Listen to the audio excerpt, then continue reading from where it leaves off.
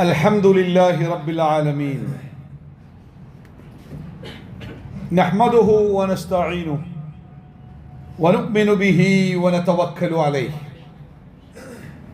ونعوذ بالله من شرور أنفسنا ومن سيئات أعمالنا من يهده الله فلا مضل له ومن يضلل فلا هادي له أشهد أن لا إله إلا الله وحده لا شريك له أشهد أن محمدا عبده ورسوله أرسله بالهدى ودين الحق ليظهره على الدين كله ولو كره المشركون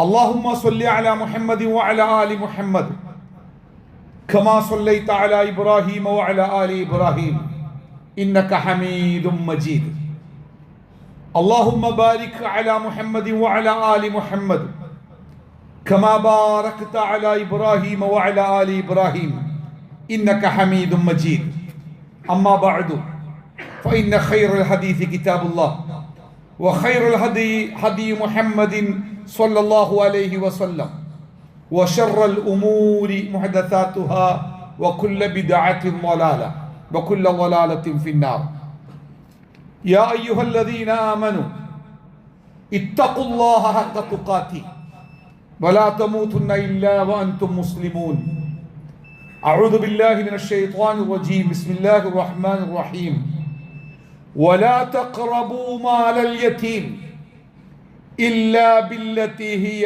أحسن حتى يبلغ أشده وأوفوا الكيل والميزان بالقسط لا نكلف نفسا إلا وسعها وإذا قلتم فاعدلوا ولو كان ذا قربى وبعهد الله أوفوا ذلكم وصاكم به لعلكم تذكرون وأن هذا صراطي مستقيما فاتبعوه ولا تتبعوا السبل فتفرق بكم عن سبيلي ذلكم وصاكم به لعلكم تتقون ബഹുമാന്യരായ സത്യവിശ്വാസികളെ, വിശ്വാസിനികളെ, സർവശക്തനായ അള്ളാഹുവിൻ്റെ വിധികളും വിലക്കുകളും നിയമങ്ങളും നിർദ്ദേശങ്ങളും ജീവിതത്തിലുടനീളം കൃത്യമായി കാത്തു സൂക്ഷിക്കണം എന്ന് ഓർമ്മപ്പെടുത്തുകയാണ്. അള്ളാഹുവിനെ സൂക്ഷിച്ച് ജീവിക്കുന്ന മുത്തഖീങ്ങളുടെ കൂട്ടത്തിൽ സർവശക്തൻ നമ്മെ ഏവരെയും ഉൾപ്പെടുത്തി അനുഗ്രഹിക്കുമാറാവട്ടെ. ഒരു വലിയ തെരഞ്ഞെടുപ്പൊക്കെ കഴിഞ്ഞു. ജയിച്ചവരൊക്കെ ജയിച്ചു, പരാജയപ്പെട്ടവരൊക്കെ പരാജയപ്പെട്ടു. ജയിച്ചവരും തോറ്റവരും ഒക്കെ കൂടി ഇനി നമ്മുടെ നാടിനെ ഭംഗിയായി മനോഹരമായി ഏകമനസ്സോടെ മുന്നോട്ട് കൊണ്ടുപോകേണ്ട അവസ്ഥകളാണ് ഇനി നമ്മുടെ മുമ്പിൽ ഉണ്ടാവുക. തെരഞ്ഞെടുപ്പ് കാലത്ത് പാർട്ടികളായി ഗ്രൂപ്പുകളായിട്ടൊക്കെ വേർതിരിഞ്ഞാലും തെരഞ്ഞെടുപ്പുകൾ കഴിഞ്ഞാൽ പാർട്ടികളും ഗ്രൂപ്പുകളുമില്ലാതെ ഒന്നായി മാറണം എന്നതാണ് ജനാധിപത്യത്തിൻ്റെ ഏറ്റവും പ്രധാനപ്പെട്ട സവിശേഷത. ആ സവിശേഷത നിലനിർത്തിക്കൊണ്ടു തന്നെ ഇനിയും മുന്നോട്ടുള്ള കാലഘട്ടത്തിൽ ജയിച്ചവരും തെരഞ്ഞെടുക്കപ്പെട്ടവരും തെരഞ്ഞെടുത്തവരും അല്ലാത്തവരുമൊക്കെ ഏറ്റവും പ്രധാനമായി മനസ്സിലാക്കിയിരിക്കേണ്ട ചില സംഗതികൾ സാന്ദർഭികമെന്നോണം നമ്മൾ കഴിഞ്ഞ ആഴ്ചയിൽ സൂചിപ്പിച്ച ആ വിഷയത്തിൻ്റെ ബാക്കി ഭാഗവുമായി അത് ബന്ധപ്പെട്ട് കിടക്കുകയാണ്. കഴിഞ്ഞ ആഴ്ചയിലെ സംസാരം നിങ്ങളുടെ ഓർമ്മയിൽ ഉണ്ടാവും. ഒരു മതം എന്നുള്ള നിലക്ക് അല്ലാഹു സുബ്ഹാനഹു തആല ചില കാര്യങ്ങൾ അടിസ്ഥാനപരമായി നമ്മളോട് വിരോധിച്ചിട്ടുണ്ട്. ആ കാര്യങ്ങളാവട്ടെ മനുഷ്യന്റെ നിലനിൽപ്പിനും ധാർമ്മികതക്കും സമാധാനത്തിനും ഏറ്റവും അനിവാര്യമായി തീരുന്ന രൂപത്തിലാണ് ആ വിരോധങ്ങൾ അള്ളാഹു നടപ്പിലാക്കിയത്. അതിലൊന്ന് പ്രപഞ്ച സൃഷ്ടാവായ പടച്ച റബ്ബാണ് പ്രപഞ്ചത്തിലെ സകല വസ്തുക്കളും സൃഷ്ടിച്ച് നിയന്ത്രിച്ച് സംവിധാനിച്ച് അത് മുന്നോട്ട് കൊണ്ടുപോകുന്നത്. അതിൽ ആരുടെയും ഒരു നിലക്കുള്ള പങ്കോ സഹായമോ അവന് ആവശ്യമില്ല.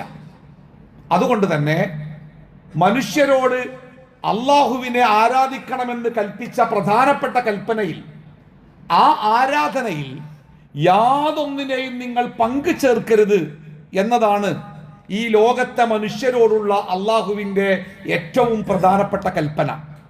പങ്കു ചേർക്കരുത്. പങ്കു ചേർക്കുന്നതിനെ അള്ളാഹു വിരോധിച്ചു. ലോകത്ത് മനുഷ്യരോടുള്ള സൃഷ്ടാവിൻ്റെ ഏറ്റവും വലിയ വിരോധവും അഥവാ അള്ളാഹു നിരോധിച്ച കാര്യവും അതുതന്നെയാണ്. ലാ തുശ്രിക് ബില്ലാഹ്, അള്ളാഹുവിൽ നിങ്ങൾ യാതൊന്നിനെയും പങ്കു ചേർക്കരുത്. അതിൻ്റെ തൊട്ടു ചേർന്നുകൊണ്ട് റബ്ബ് പറഞ്ഞത് മാതാപിതാക്കളോടുള്ള മനുഷ്യന്റെ പെരുമാറ്റത്തെ കുറിച്ചാണ്. ആ പെരുമാറ്റത്തിൽ നന്മക്കപ്പുറത്തുള്ള ഏതൊരു കാര്യവും, യഹ്സാൻ എന്ന പദമാണ് അള്ളാഹ് ഉപയോഗിച്ചത്. യഹ്സാൻ എന്നാൽ ഏറ്റവും നല്ല രൂപത്തിലുള്ള പെരുമാറ്റം. ആ ഏറ്റവും നല്ല പെരുമാറ്റത്തിനപ്പുറത്തുള്ള എല്ലാ പെരുമാറ്റങ്ങളും അള്ളാഹു വിരോധിച്ചു. അത് വാക്കായാലും അത് പെരുമാറ്റമായാലും അത് പ്രവർത്തനമായാലും എന്തായാലും മാതാപിതാക്കൾക്ക് ഏറ്റവും നല്ല ഫലം കിട്ടുന്നതിനപ്പുറത്തുള്ള എല്ലാ പെരുമാറ്റങ്ങളും അള്ളാഹു കർശനമായി വിരോധിച്ചു. മൂന്നാമത്തേത് അള്ളാഹു വിരോധിച്ചത് മാതാപിതാക്കളോട് മക്കളെക്കുറിച്ചുള്ള കാഴ്ചപ്പാടിലാണ്. മക്കൾക്ക് ഭക്ഷണം കൊടുക്കേണ്ടി വരും, അവർ എൻ്റെ കൂടെ ഭക്ഷണം കഴിക്കുന്ന അവസ്ഥയുണ്ടാവും, അതെനിക്ക് താങ്ങാനാവുകയില്ല എന്ന വിഭ്രാന്തിയിൽ ഒരു തലമുറയെ കൊന്നുകളയുന്ന പ്രവണതയെ അള്ളാഹു കഠിനമായി വിരോധിച്ചു. ഭക്ഷണത്തിൻ്റെ കാര്യത്തിൽ നിങ്ങൾ യാതൊരു ഉത്കണ്ഠയും വെച്ചു പുലർത്തേണ്ടതില്ല എന്നും അത് അള്ളാഹുവിൻ്റെ ബാധ്യതയാണ് എന്നും അള്ളാഹു നമ്മളെ പഠിപ്പിച്ചു. നാലാമത്തേതായി അള്ളാഹു നമ്മളെ ആയത്തിൽ പഠിപ്പിച്ചത് അനാശാസ്യ പ്രവർത്തനങ്ങൾ, അനാവശ്യ പ്രവർത്തനങ്ങൾ, വൃത്തികെട്ട പ്രവർത്തനങ്ങൾ, അതിൻ്റെ അരികിലൂടെ പോലും നിങ്ങൾ പോകരുത്, ചെയ്യരുത് എന്നല്ല പറഞ്ഞേ, വലാ തഖ്റബൂന, അതിൻ്റെ അടുത്തുകൂടെ പോകരുത്. കാരണം തിന്മകൾ മനുഷ്യനെ തിന്മയിലേക്ക് വലിച്ചടുപ്പിക്കും. മനുഷ്യ മനസ്സിന്റെ ഒരു സവിശേഷത അത് തെറ്റുകൾ ചെയ്യാൻ പ്രേരിപ്പിക്കുന്നതാണ്. ഇന്നൻ നഫ്സ ലഅമ്മാറത്തും ബിസ്സൂഇന, മനുഷ്യന്റെ മനസ്സ് അത് മനുഷ്യനെ തെറ്റ് ചെയ്യാൻ വേണ്ടി അങ്ങനെ പ്രേരിപ്പിക്കും. നമ്മളൊക്കെ പലപ്പോഴും ചില കാര്യങ്ങൾ ചെയ്തത് അത് ചെയ്യാൻ പാടില്ല എന്നുള്ളത് കൊണ്ടാണ്. എന്തുകൊണ്ടാണ് അത് പാടില്ല എന്ന് പറഞ്ഞേ? ചില വാട്സാപ്പ് ഗ്രൂപ്പുകളിലൊക്കെ രസകരമായ ചില സന്ദർഭങ്ങൾ ഉണ്ടാവാറുണ്ട്. ആരെങ്കിലുമൊക്കെ കുടുംബ ഗ്രൂപ്പിലേക്കൊക്കെ ഷെയർ ചെയ്യേണ്ട അല്ലെങ്കിൽ അത്ര അടുത്ത ആളുകളുമായിട്ട് പങ്കുവെക്കേണ്ട ചില മെസ്സേജുകൾ അറിയാതെ ഈ ഗ്രൂപ്പിലേക്ക് ഷെയർ ആയിട്ട് വരും. അതാരും കണ്ടിട്ടൊന്നുണ്ടാവില്ല. പക്ഷെ രാവിലെ നേരം വെളുത്തപ്പോൾ ആ പടച്ചോനെ ഇത് പോയത് ഈ ഗ്രൂപ്പിലേക്കാണല്ലോ. അപ്പോൾ അദ്ദേഹത്തിൻ്റെ ഒരു കുറിപ്പ്, ഞാൻ അറിയാതെ ഒരു മെസ്സേജ് ഈ ഗ്രൂപ്പിൽ വന്നിട്ടുണ്ട്, ദയവ് ചെയ്ത് ആരും അത് തുറന്നു നോക്കരുത്. ആ ഒരൊറ്റ വരി മതി, ആ ഗ്രൂപ്പിലെ ഒരാളും അത് കാണാതെ പോകില്ല. മേലേക്ക് ഏതാപ്പോ നോക്കണല്ലോ. അങ്ങനെയാണ്. അപ്പൊ ഇന്നൻ നഫ്സ അല്ലെങ്കിൽ മനുഷ്യന്റെ ഈ മനസ്സ് എന്ന് പറഞ്ഞത് അത് തെറ്റ് ചെയ്യാൻ വേണ്ടി, അപ്പൊ നമ്മളിങ്ങനെ ഒരു തെറ്റിന്റെ അടുത്ത് കൂടെ പോയാൽ മതി, വലിച്ചു കണ്ട് പിടിക്കും അല്ലേ? അപ്പൊ അതുകൊണ്ട് നിങ്ങൾ ആ വഴിക്ക് പോകരുത് എന്നാ പറഞ്ഞു അല്ലേ? പിന്നെ അവസാനത്തേതായി പറഞ്ഞത് വലാ തഖ്തുലു നഫ്സല്ലത്തി ഹറമല്ലാഹു ലക്കും, കൊലപാതകം. ലോകത്ത് മനുഷ്യന്റെ സ്വസ്ഥതയും സമാധാനവും നഷ്ടപ്പെടുത്തി കളയുന്ന ഏറ്റവും വലിയ തിന്മയായ കൊലപാതകം അത് അള്ളാഹു നിങ്ങൾക്ക് ഹറാമാക്കിയിട്ടുണ്ട്. ഇത്രയും കാര്യങ്ങൾ പറഞ്ഞ ശേഷം അടുത്ത ആയത്തിലൂടെ അള്ളാഹു നമ്മളോട് വിരോധിക്കുന്ന കാര്യങ്ങൾ, ഞാൻ ഇപ്പോൾ പറഞ്ഞ ഒരു രാജ്യത്തിൻ്റെ ഭരണാധികാരം കൈയാളുന്നവരും ആ രാജ്യത്തിൻ്റെ പൗരന്മാരുമൊക്കെ ഏറ്റവും ശ്രദ്ധിച്ചിരിക്കേണ്ട ചില കാര്യങ്ങളാണ്. സാന്ദർഭികമായിട്ട് അതങ്ങനെ ഒത്തുവന്നതാണ്. തൊട്ടടുത്തായി അള്ളാഹു പറയുന്നത് വലാ തഖ്റബൂ മാലൽ യതീം ഇല്ലാ ബില്ലത്തി അഹ്സൻ ഹത്താ യബ്ലുഗ അശുദ്ദ വലാ തഖ്റബൂ മാലൽ യതീം, അനാഥന്റെ സ്വത്തിലേക്ക് നിങ്ങൾ അടുക്കരുത്. അവിടെയും പ്രയോഗം അങ്ങനെ തന്നെയാണ്. വലാ തഖ്റബൂ മാലൽ യതീം, അനാഥന്റെ സ്വത്ത് എടുക്കരുതെന്നോ അത് മോഷ്ടിക്കരുതെന്നോ ഓനെ പറ്റിക്കരുതെന്നോ അത്തരം പ്രയോഗങ്ങളൊന്നും ഉപയോഗിക്കാതെ വലാ തഖ്റബൂ മാലൽ യതീം, അനാഥന്റെ സ്വത്തിലേക്ക് നിങ്ങൾ അടുക്കരുത്, ഇല്ലാ ബില്ലത്തി അഹ്സൻ, അതിന്റെ ഏറ്റവും നല്ല രൂപത്തിലല്ലാതെ.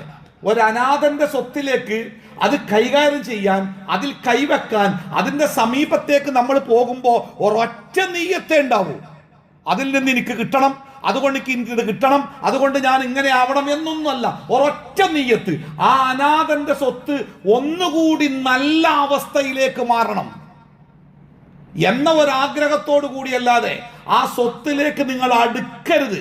ഹത്താ യബ്ലുഗ അശുദ്ധ, ഏതുവരെ? ആ അനാഥനായ കുട്ടി വളർന്ന് ശക്തി പ്രാപിച്ച് അവന്റെ കാര്യങ്ങൾ ചെയ്യാനും അത് കാര്യങ്ങൾ നിയന്ത്രിക്കാനും ഒക്കെയുള്ള ബുദ്ധിയും തൻ്റെ ഇടവും കരുത്തും അവനുണ്ടാകുന്നത് വരെ അവന്റെ സ്വത്ത് നിങ്ങൾ കൈകാര്യം ചെയ്യുമ്പോൾ അതിസൂക്ഷ്മതയോടുകൂടി കൈകാര്യം ചെയ്യണം. അനാഥന്റെ സ്വത്ത് ഇത്തിരി ഗൗരവമുള്ള കേസാണ്. നബി സല്ലല്ലാഹു അലൈഹി വസല്ലമ പറഞ്ഞു, ഇജ്തനിബു അസ്സബഅൽ മൂബിഖാത്ത്. ഇജ്തനിബു എന്ന് പറഞ്ഞാൽ നിങ്ങൾ പരിപൂർണമായി വർജിക്കണം, സമ്പൂർണമായി ഒഴിവാക്കണം.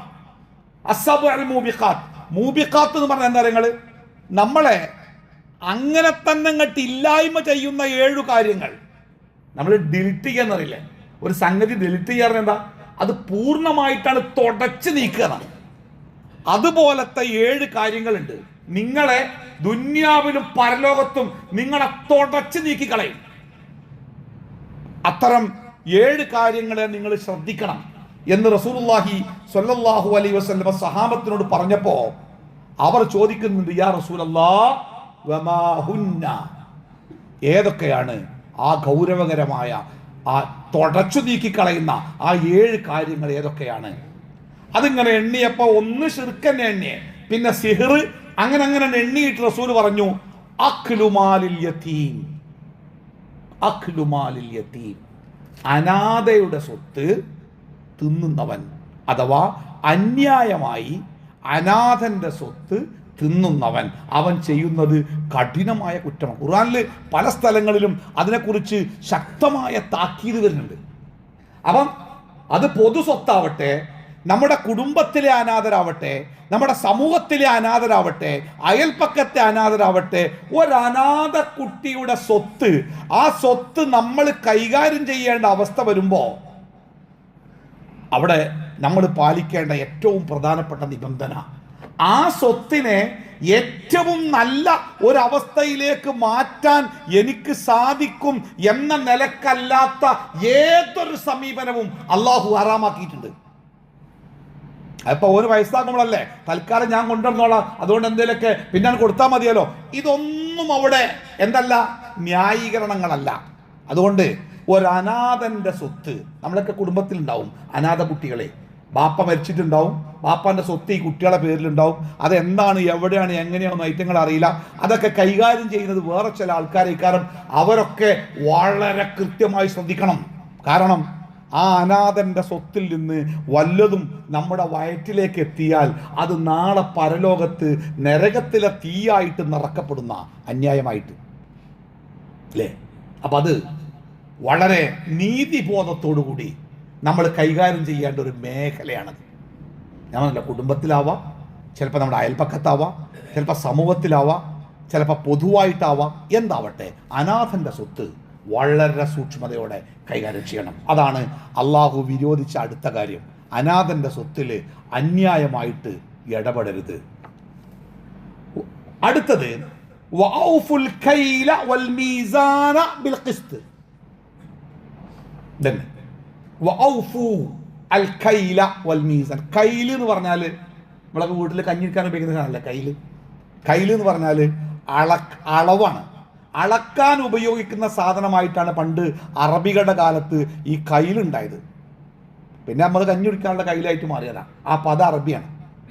അപ്പൊ കൈല് എന്ന് പറഞ്ഞാൽ അളവ്, മീസാൻ എന്ന് പറഞ്ഞാൽ തൂക്കം, മീസാൻ തൂക്കം. അപ്പൊ ഔഫു അൽ കൈല വൽ മീസാൻ, അളവും തൂക്കവും നിങ്ങൾ പൂർത്തിയാക്കണം. ബിൽ ഖിസ്തി, നീതിപൂർവം.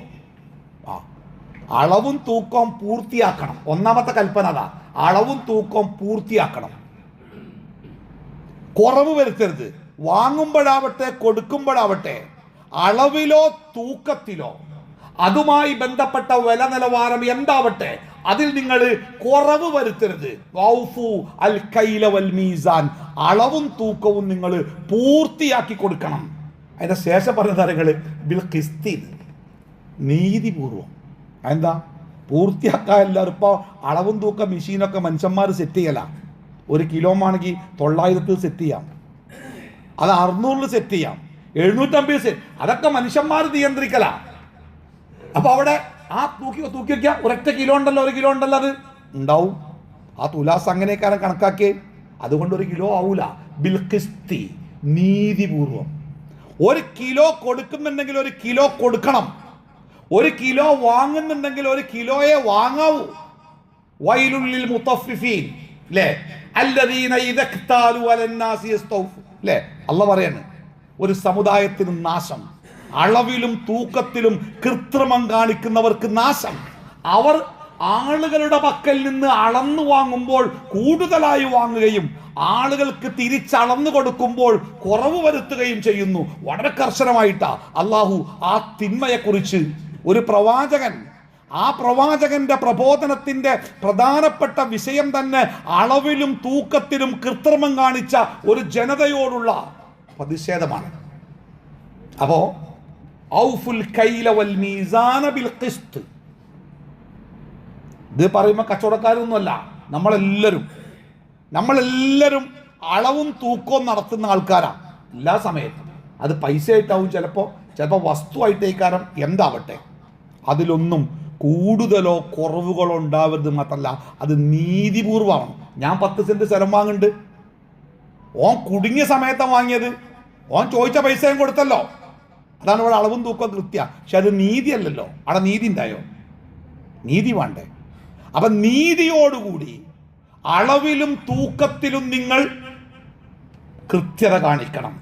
ഇവിടെ അള്ളാഹു തആല പ്രയോഗിച്ചൊരു പദമുണ്ട്, അത് വേറെ ശ്രദ്ധിക്കണം കേട്ടോ. ലാ നുകല്ലിഫു നഫ്സൻ ഇല്ലാ വുസ്അഹാ.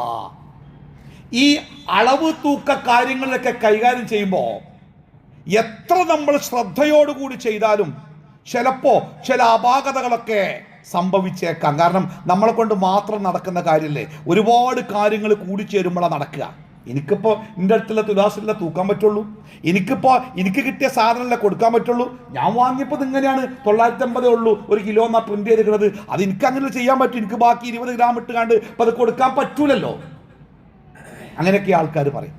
അള്ളാഹു തആല പറയണേ, ലാ നുകല്ലിഫു നഫ്സൻ ഇല്ലാ വുസ്അഹാ.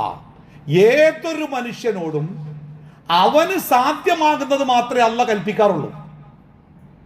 അവ എന്നെ കൊണ്ട് സാധ്യമാകുന്ന ഏറ്റവും നല്ല രൂപത്തിൽ ഞാൻ ഈ കാര്യങ്ങൾ ചെയ്യണം. ചില ഭാഗത്തുകൾ ഇപ്പം ഭൂമിയൊക്കെ നിങ്ങൾ അളന്നു വാങ്ങി കൊടുക്കുമ്പോൾ കൃത്യമായിട്ട് പോയിന്റ് ഇട്ട് വാങ്ങാനും കൊടുക്കാനും പറ്റിക്കോണമെന്നില്ല. 10 ആൾ അളന്നാൽ 10 അളവാ വരിക അല്ലേ. അപ്പം അത്തരം സന്ദർഭങ്ങളിൽ നമ്മളെ കൊണ്ടാവുന്നതിൻ്റെ മാക്സിമം ശ്രദ്ധിക്കുക, ബാക്കി റബ്ബിലേക്ക് വിടുക. ഏതൊരു കാര്യം ഒരു 10 ലാബിൽ നിങ്ങളെ ബ്ലഡ് ഒന്ന് പരിശോധിച്ച് നോക്കി, 10 റിസൾട്ടാണ് കിട്ടുക. അത് കൽപ്പിച്ചൂട്ടി ആവൂല, അത് മനുഷ്യന്റെ കഴിവിന്റെ പരിധിയും പരിമിതിയുമാണ്. ഈ അളവ് തൂക്കത്തിൽ ആ പരിധിയും പരിമിതിയും വല്ലാതെ ബാധിക്കും. അപ്പൊ അത്തരം സന്ദർഭങ്ങളിൽ അള്ളാഹുവിന്റെ ഈ വാക്ക് ലാ നുകല്ലിഫു നഫ്സൻ ഇല്ലാ വുസ്അഹാ, ഒരാളോടും അതിന് സാധിക്കുന്നതല്ലാതെ അള്ളാഹ് കൽപ്പിക്കൂല. എനിക്ക് പറ്റുന്നൊരു പരിധി ഉണ്ടാവും, ആ പരിധി ആവൂല നിങ്ങൾക്ക് പറ്റുന്ന പരിധി. ഓരോരുത്തരുടെ പരിധിയും വ്യത്യാസം ഉണ്ടാവും.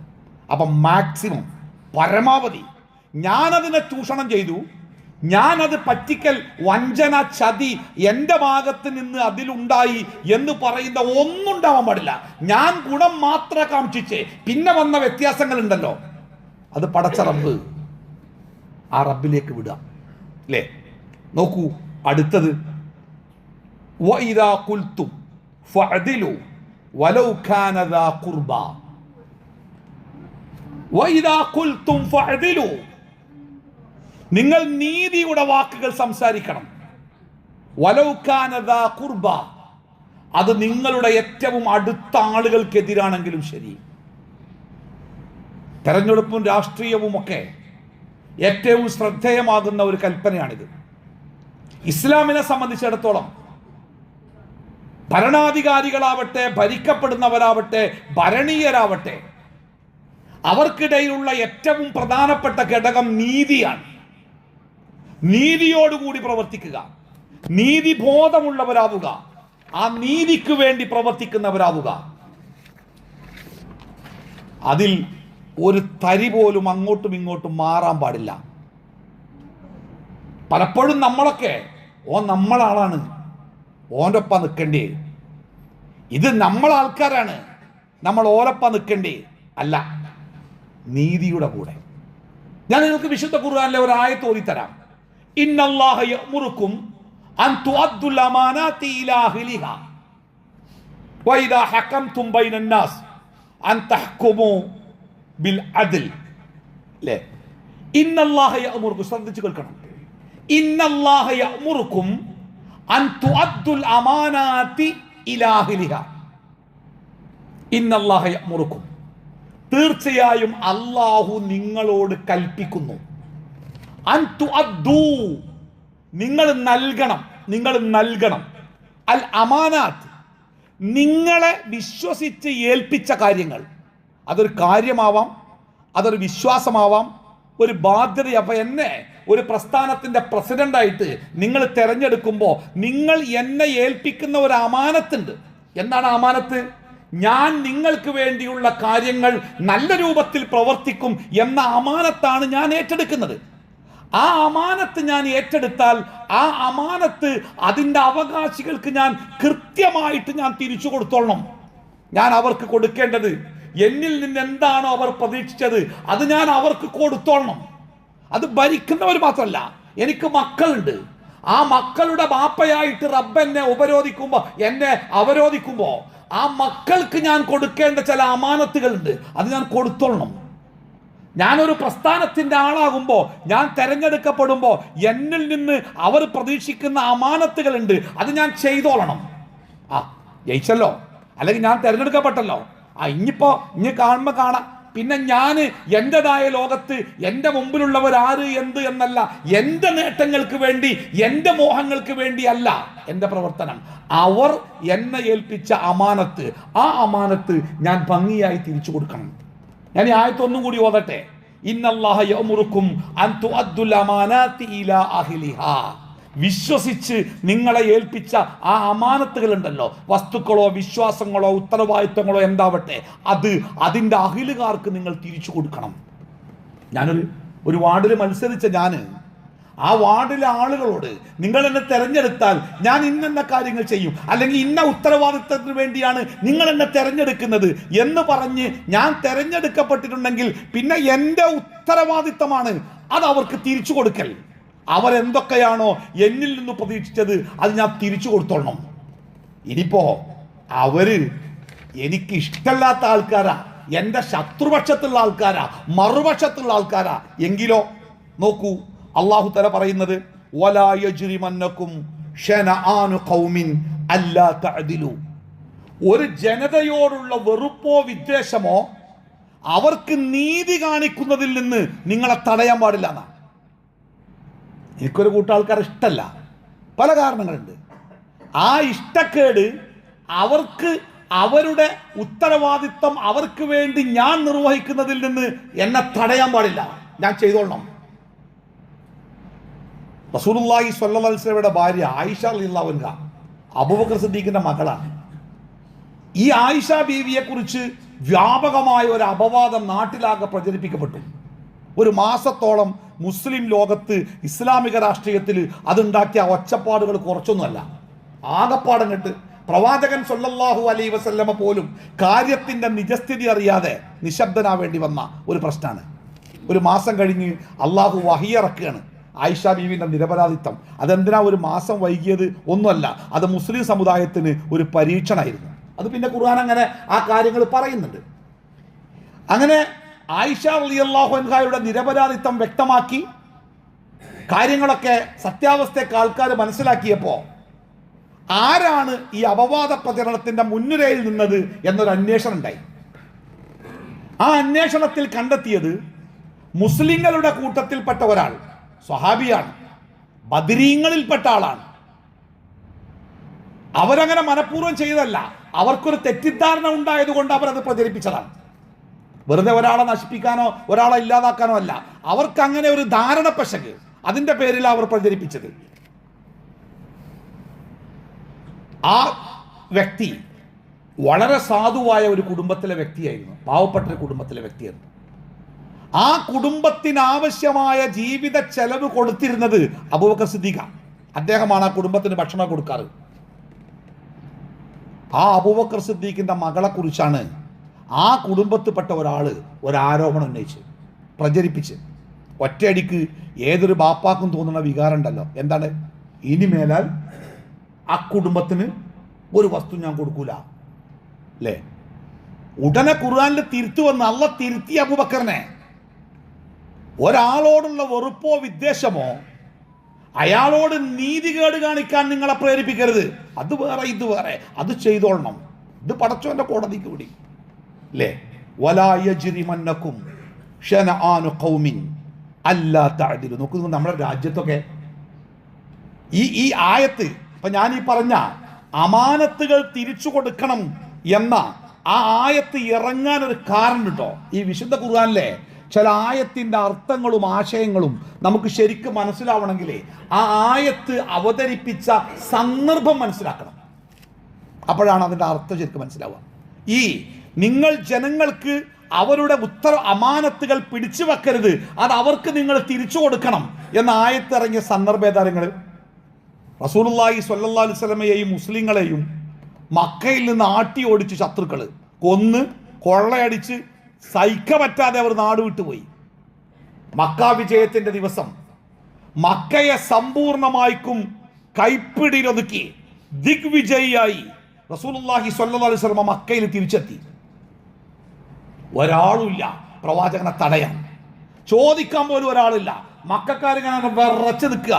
മുസ്ലിങ്ങളാവട്ടെ ആഹ്ലാദത്തിന്റെ പരകോടിയ ഒരു വാർഡ് ജയിച്ചിന്റെ സന്തോഷം അങ്ങാടിയിൽ നമ്മൾ കണ്ടല്ലോ. വിജയാഹ്ലാദത്തിലൊക്കെ ശ്രദ്ധിക്കേണ്ട കാര്യതരങ്ങൾ ഹറാമു ഹലാലു എപ്പോഴും നോക്കണം.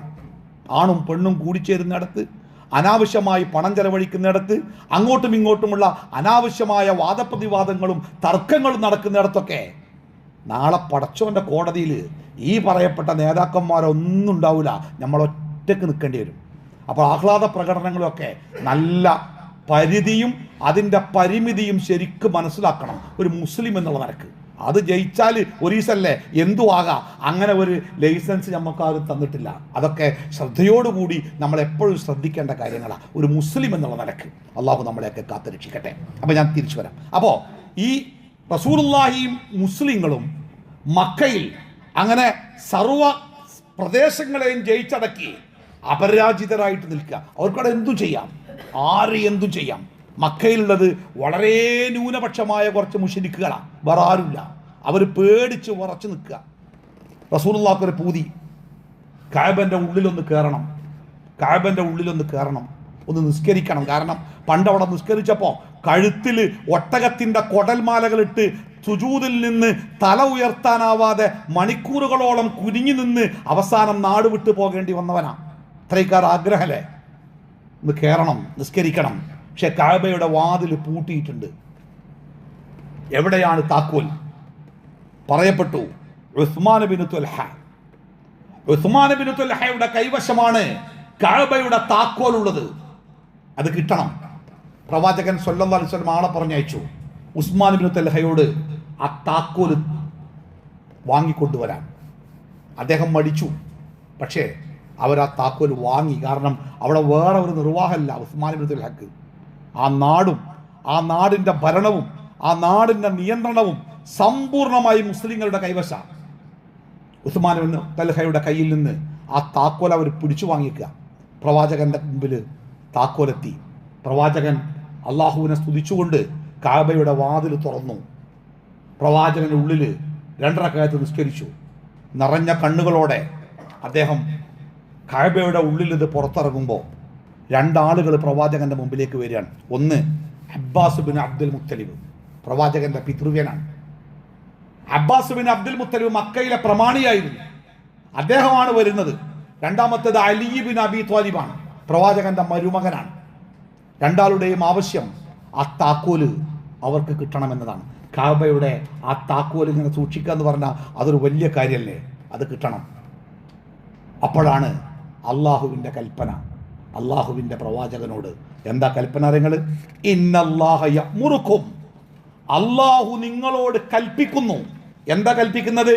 അൻ തുഅദ്ദുൽ അമാനാതി ഇലാ അഹ്ലിഹാ, നിന്നെ വിശ്വസിച്ചാണ് ആ താക്കോൽ നിന്റെ കയ്യിൽ കിട്ടിയത്, അത് അതിൻ്റെ അവകാശിക്ക് തിരിച്ചു കൊടുക്കണം. അധികാരത്തിന്റെ വലിയ അവസ്ഥയിൽ, എന്തും ചെയ്യാവുന്ന അവസ്ഥയിൽ, ആർക്കും കൊടുക്കാവുന്ന അവസ്ഥയിൽ, അത് സ്വന്തം സൂക്ഷിക്കാവുന്ന അവസ്ഥയിൽ തൻ്റെ മരുമകന് കഅബയുടെ വാതിൽ കൊടുത്ത് മരുമകന്റെ സ്ഥാനം ഉയർത്താവുന്ന, തൻ്റെ പിതൃവ്യൻ അബ്ബാസിന് കഅബയുടെ താക്കോല് കൊടുത്ത് അദ്ദേഹത്തിന്റെ പദവി ഉയർത്താവുന്ന സമയത്ത് അള്ളാഹുവിന്റെ കൽപ്പന ഇന്നല്ലാഹ യഅ്മുറുക്കും, അള്ളാഹു നിങ്ങളോട് കൽപ്പിക്കുന്നു അൻ തുഅദ്ദുൽ അമാനാതി ഇലാ അഹ്ലിഹാ, തിരിച്ചു കൊടുത്തോളണം. വാങ്ങിയെടുത്ത് പ്രവാചകൻ വിളിച്ചു. എവിടെ? ഉസ്മാൻ ബിൻ തുൽഹ എവിടെ? അദ്ദേഹത്തെ കൊണ്ടുവന്ന് പേടിച്ച് പറച്ചാ വരിക. കൊല്ലാനാണോ വളർത്താനോ എന്നറിയില്ലല്ലോ, പേടിച്ച് പറച്ചാ വന്ന്. അദ്ദേഹം മക്കയിൽ ആ സമയത്തെ ഏറ്റവും ചെറിയ ന്യൂനപക്ഷമാണ്, ന്യൂനപക്ഷമാണ്. ഒന്ന് ഊതിയാൽ പറന്നു പോകാവുന്ന അത്രയേ ഉള്ളൂ. പ്രവാചകനാവട്ടെ അധികാരത്തിന്റെ പരകോടിയിലാണ്.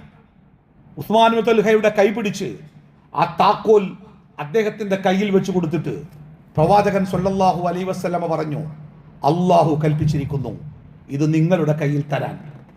എന്നിട്ട് ചുറ്റുഭാഗത്ത് നിൽക്കുന്ന മുസ്ലിങ്ങളെ നോക്കി അള്ളാഹുവിന്റെ പ്രവാചകൻ പറഞ്ഞു, ആരെങ്കിലും എന്നെങ്കിലും ഈ കയ്യിൽ നിന്ന് ഈ താക്കോല് തിരിച്ചു വാങ്ങിയാൽ അവർ ഏറ്റവും വലിയ ആക്രമിയായിരിക്കും. ഇന്നും കഅബാലയത്തിന്റെ താക്കോൽ ആ കുടുംബത്തിലാണ്. വിശുദ്ധമായ ഹറമിന്റെ ഖാദിമുൽ ഹറമൈനി ഷരീഫൈൻ, ആ രണ്ട് ഹറമുകളുടെയും ഖാദിമായ സൗദി രാജവംശത്തിലെ രാജാക്കന്മാർ പോലും ആ താക്കോല് വാങ്ങിയിട്ടില്ല. കഅബ തുറക്കുന്ന സമയത്ത് അവരെ വിളിപ്പിക്കും, ആ താക്കോല് കൊണ്ട് കഅബ തുറക്കും. അവരുടെ ക്ലീനിങ് അടക്കമുള്ള കാര്യങ്ങൾ ചെയ്ത് അത് പൂട്ടി ആ താക്കോലുമായിട്ട് അവർ പോകും. അത് പ്രവാചകന്റെ വാക്കാണ്. നോക്കൂ നിങ്ങൾ, ഇന്നല്ലാഹ യഅ്മുറുക്കും അൻ തുഅദ്ദുൽ അമാനാതി ഇലാ അഹ്ലിഹാ. അതിന്റെ താഴെ റബ്ബ് പറയുന്നത് നോക്കൂ, വൈദാ ഹഖംതും ബൈനന്നാസ്, നിങ്ങൾ ജനങ്ങൾക്കിടയിൽ ഒരു കാര്യത്തിൽ വിധി പറയുകയാണെങ്കിൽ അൻ തഹ്കുമു ബിൽ അദ്ൽ, നീതി. തൻ പോരിമയോ തൻ്റെ അധികാരങ്ങളോ തൻ്റെ ശക്തിയോ അല്ല, നീതി. അൻ തഹ്കുമു ബിൽ അദ്ൽ, നിങ്ങൾ നീതിപൂർവമായിരിക്കണം വിധിക്കേണ്ടത്.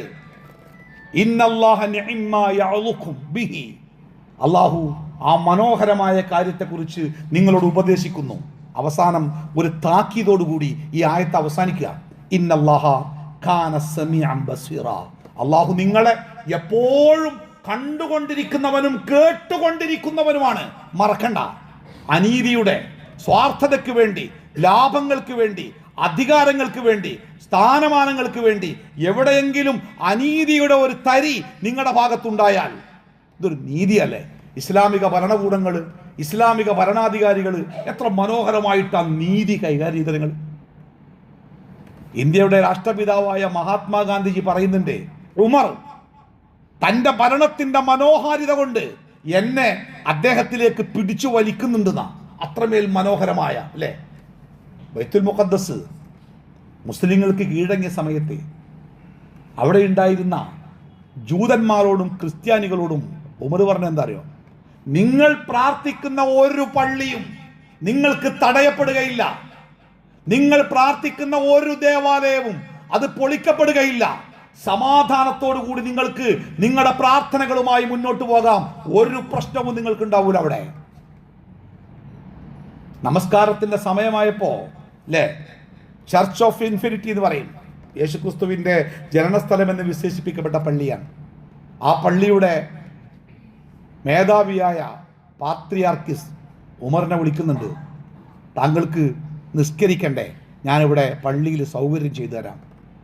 ഉമർ പറഞ്ഞ മറുപടി എന്താ? നിങ്ങൾ വേണ്ട, ഏതെങ്കിലും ഒരു കാലത്തെ എൻ്റെ വിഭാഗത്തിൽപ്പെട്ട ആരെങ്കിലും അത് ഉമർ നിസ്കരിച്ച സ്ഥലമാണ്, അത് ഞങ്ങൾക്ക് വേണമെന്നാവശ്യപ്പെട്ട് അവിടെ എത്താതിരിക്കാൻ ഞാൻ പുറത്ത് നിസ്കരിച്ചോളാം. എന്താണ് ആ നീതിബോധമല്ലേ? ഈ നീതിബോധത്തെയും ഈ നീതിയെയും മുറുകെ പിടിക്കുന്ന ഒരു ദീനിനെ ആർക്കാണ് സഹോദര ഭീകരതയുടെയും അനീതിയുടെയും മതമായിട്ട് ചിത്രീകരിക്കാൻ പറ്റുക? ഇസ്ലാമോഫോബിയൊക്കെ ലോകത്ത് പ്രചരിപ്പിക്കുന്നത് എന്തുകൊണ്ടാണ്? നിങ്ങൾ നമ്മൾ ഇസ്ലാമിനെ കൈകാര്യം ചെയ്യുന്നിടത്തുള്ള കുഴപ്പം കൊണ്ടാണ്. നമ്മളതിനെ കൈകാര്യം ചെയ്ത് ആകപ്പാടം നശിപ്പിച്ച് കളഞ്ഞപ്പോൾ അതിൻ്റെ അനന്തര ഫലങ്ങൾ വളരെ മോശപ്പെട്ട രൂപത്തിലാണ് ലോകത്തുണ്ടായത്. അത് പടച്ചോൻ്റെ ശിക്ഷയും കൂടിയാണ്, മറക്കണ്ട. ഇബ്നു അബ്ബാസ് റളിയല്ലാഹു അൻഹു ഉദ്ധരിക്കുന്ന ഒരു ഹദീസിന്റെ റസൂലുള്ളാഹി പറയണേ, വഞ്ചന, ഏതൊരു സമൂഹത്തിൽ വഞ്ചന, ആരെയും വഞ്ചിക്കും, അങ്ങനത്തെ അവസ്ഥ വന്നാൽ ആ സമൂഹത്തിൻ്റെ മനസ്സിൽ അള്ളാഹു ഭീതി ഇട്ട് കൊടുക്കുന്ന, ഇപ്പോഴും പേടിയകാരം, എന്തിനെ കുറിച്ച് ആലോചിച്ചാലും പേടി. വഞ്ചന ഒരു സമൂഹത്തിൻ്റെ മുഖമുദ്രയായാൽ അള്ളാഹ് ഓൽ കൊടുക്കുന്ന ശിക്ഷയാണ്. എന്താണ്? ദുന്യാവിൽ പരലോകത്ത് വേറെ. അതെന്താണ്? പേടി. ഒരു പേടിയിൽ ഭയത്തിൽ ഊട്ടപ്പെട്ട ഒരു സമൂഹമായിട്ട് മാറും. വ്യഭിചാരം ഒരു സമൂഹത്തിൽ സാർവത്രികമായാൽ മരണം ആ സമൂഹത്തിൽ വർദ്ധിക്കും. വർത്തമാനകാല സംഭവ വികാസങ്ങൾ വിശദീകരണങ്ങളില്ലാതെ നമുക്കത് ബോധ്യപ്പെടുത്തി തരും. അത്രമാത്രം വ്യഭിചാരം സാർവത്രികമായോ അവിടെ കൊലപാതകങ്ങൾ എമ്പാടും നടക്കും, അല്ലേ?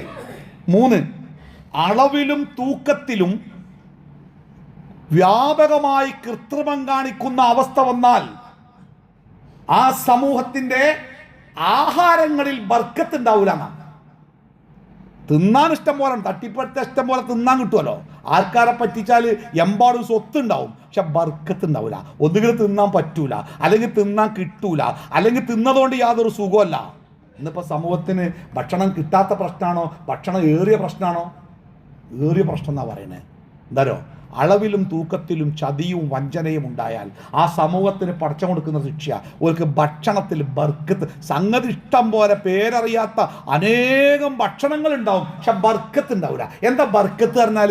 ഒരു സാധനം എന്തിനുപയോഗിക്കണോ അത് ഏറ്റവും നല്ല രൂപത്തിൽ ഉപയോഗിക്കാൻ പറ്റുക, അതാ ബർക്കത്ത്. എനിക്ക് വലിയൊരു കാറുണ്ട്, പക്ഷെ കാറൊന്നും കേടാ, ബർക്കത്തില്ല എന്നാ.